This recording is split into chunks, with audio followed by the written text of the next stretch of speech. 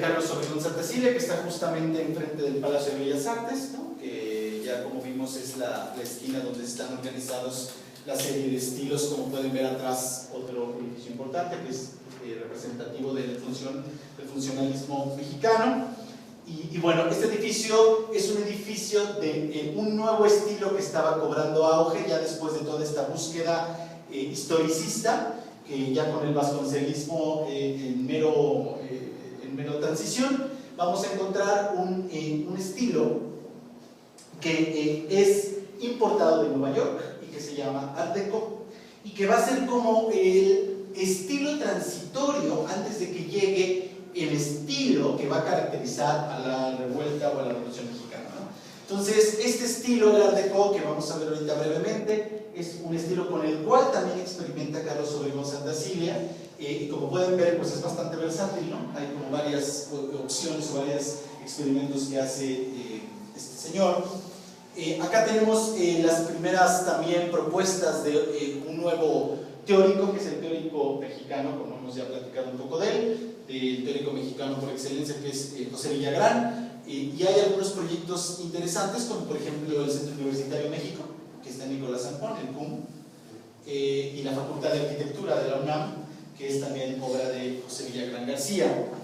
Como pueden verlo, el estilo empieza a hacerse mucho más sobrio, la horizontalidad empieza a cobrar relevancia, y los materiales también empiezan a ser materiales introducidos desde la cuestión de la revolución industrial. Entonces, bueno, el Art Deco, como les platicaba, va también a la par. Como pueden ver, hay varios estilos que son contemporáneos o que son estilos que se están dando en el mismo tiempo. Y bueno, hay una predominancia relativa del movimiento Deco, que es un estilo, sobre todo, que se difunde desde Nueva York, como ya lo mencionamos, desde los rascacielos como el Empire State, por ejemplo, y son características de este estilo, por ejemplo, el sentido de geometrización, o sea, una geometría sumamente rígida, como lo pueden ver en este edificio de Cuevas, que es el edificio de la Lotería Nacional, que está junto al Caballito en Reforma, que es un edificio que tiene una sobriedad en los macizos, pero en los vanos marca una verticalidad muy acentuada, y hay un contraste también muy interesante en casi todas las obras de Art Deco. Acá lo pueden ver, haciendo la ornamentería, perforaciones en la masa, y sobre todo el tratamiento decorativo interior se va a hacer a base de materiales brillosos, como pueden ser los mármoles, los latones, y todo esto que se dio en este auge del Art Deco, que en realidad es un estilo derivado, como hemos visto, del Nouveau, y que en la exposición de París del 25 tuvo mucho auge, sobre todo para artes decorativas, pero bueno, se incorpora aquí en la arquitectura mexicana, sobre todo en su representante mayor, que es Juan Segura, que ahorita vemos el edificio que lo distingue. Esto es Manuel Ortiz Monasterio. Este edificio está enfrente de Bellas Artes. Como pueden ver, todas las características del Deco. Es el primer rascacielos en México y tiene 13 pisos. Ahora parece juego de niños, pero en su momento era un edificio pues muy alto, y fue el primero que se hizo con un sistema constructivo ya con estructura metálica, ¿no?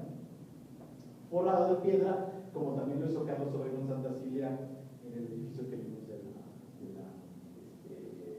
centro, ¿no? del Banco de México.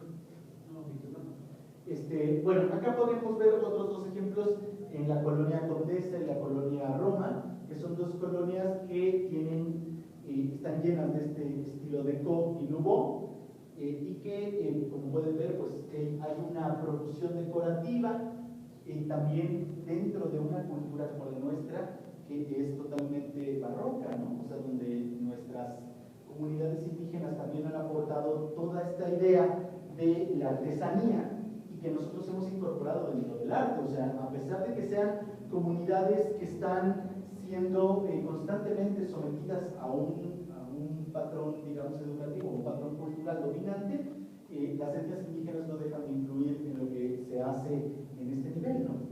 Entonces, bueno, estas piezas que podemos ver en la parte de arriba, pues son obviamente piezas también muy parecidas a lo que se hacía en el arte indígena, ¿no? Y que se sigue haciendo, sobre todo en textiles y en artesanías de ese tipo, ¿no? Parería, todo esto. Juan es el primer director acá en México, en el centro histórico. Y Juan Segura, es el arquitecto más importante en esta época y que va a desarrollar varios edificios con el estilo llamado Art Deco.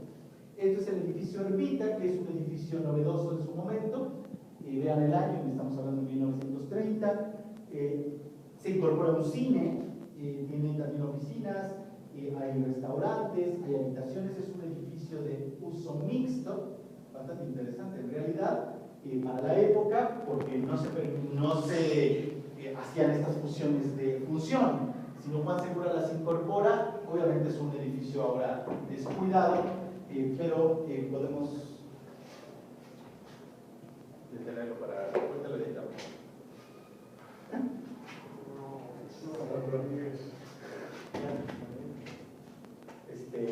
Esto lo corto. Bueno.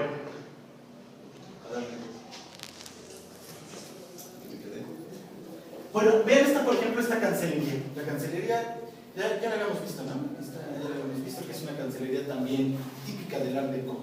Y hay una tipología incluso de letras, que son muy características también del Deco, que tienen sobre todo los restaurantes más viejitos, ¿no? Bueno, junto con todo esto, digamos, fusión o, ¿cómo llamarla? Como una amalgama de estilos, que son el Deco por un lado, el neocolonial por el otro, el indigenista, todo esto auspiciado por el programa de José Vasconcelos, va dando paso a un cuestionamiento sobre todo de las nuevas generaciones de arquitectos que empiezan a decir, más bien a cuestionar, ¿qué es lo que está pasando con las demandas de la revolución? ¿Es la arquitectura capaz de responder a una revolución social o no lo está haciendo? ¿No son estos estilos que estábamos viendo propios de las clases medias y de las clases burguesas? Entonces, arquitectos de la talla de Juan Legarreta, Juan O'Gorman o Álvaro Aburto son personajes jóvenes que a través de conferencias en las universidades, las principales, sobre todo la Academia de San Carlos y lo que después será la Universidad Nacional Autónoma de México, van a empezar a decir y a cuestionar que la revolución no era para eso, sino que el Estado, ya una vez constituido, tenía que responder a las demandas sociales que las personas están pidiendo, sobre todo en las clases populares. Entonces,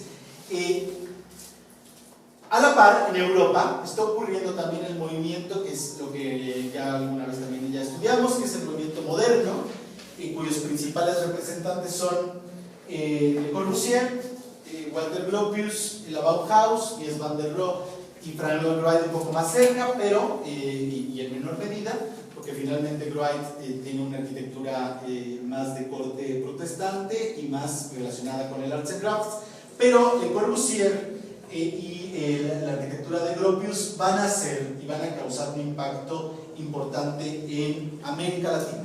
Lo que se está viendo es que hay una arquitectura que está respondiendo, sobre todo a partir de los hechos de la Primera Guerra Mundial, una arquitectura que responde a la gente que se ha quedado sin vivienda. Entonces, es una arquitectura económica, fácil de montar, es una arquitectura con un lenguaje casi neutro, objetivo. Hay que comprender que estamos en un momento donde el positivismo y las disciplinas de corte eurocéntrico están en auge y por lo tanto obviamente se va a trasladar a todas las demás disciplinas, ¿no? Y al arte en general. Entonces vemos la respuesta de esta arquitectura y es casi lógico que se importe a nuestros países aún colonizados por la mentalidad y la cuestión académica que impera en estas regiones. Entonces, en México se va a denominar a el movimiento moderno que se estaba dando en Europa funcionalismo, porque es un movimiento que responde exclusivamente a la función de las personas que lo necesitan. Entonces, a pesar de ello, se trató de hacerlo mexicano, y entre ellos Juan O'Gorman será un representante importante de esta tradición. Como pueden ver en pantalla, estamos hablando de la casa del pintor Diego Rivera y Frida Kahlo, que se incorpora una valla de nopal para tratar de representar con esta planta endémica este sentido de mexicanidad.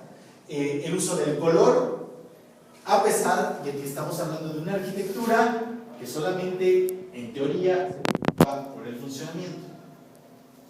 Bueno, se va a adoptar este aforismo de Corbusiano, la máquina para vivir, que es una frase fuerte y que va a determinar mucho de la arquitectura que actualmente tenemos. Creo que se sigue pensando en esa máquina para vivir y se sigue mecanizando la forma en que habitamos la ciudad. Esta es una de las propuestas interesantes de Juan Legarreta, que en su tesis de licenciatura hace una propuesta para vivienda social. Esta vivienda, como pueden ver, es una vivienda sumamente sencilla, sin gran problemática arquitectónica, pero muy ilustrativa de lo que se estaba pensando en ese momento. Vean, se va a hacer el rechazo a toda estética, que como comentamos en la clase pasada, es una estética que en teoría era rechazada, pero que se convierte en sí misma en estética. Es decir, es un funcionalismo que pregona la funcionalidad exclusiva y que termina también convirtiéndose en una estética, ¿no? Hay un estilo pues estético.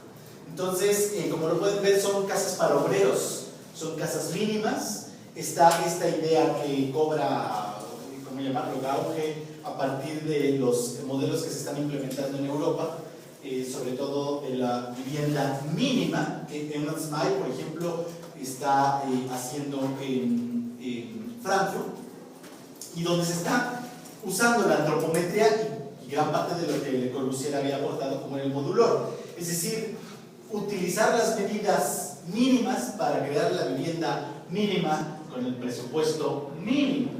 Eso tenía sentido en un país que está totalmente recuperándose de una revuelta completa y que va a empezar entonces a tratar de darle satisfacción al uso de vivienda, ¿no?, a través de estos elementos arquitectónicos. Pueden ver acá abajo una perspectiva que venía en su perspectiva, perdón, en su tesis, y que muestra el modelo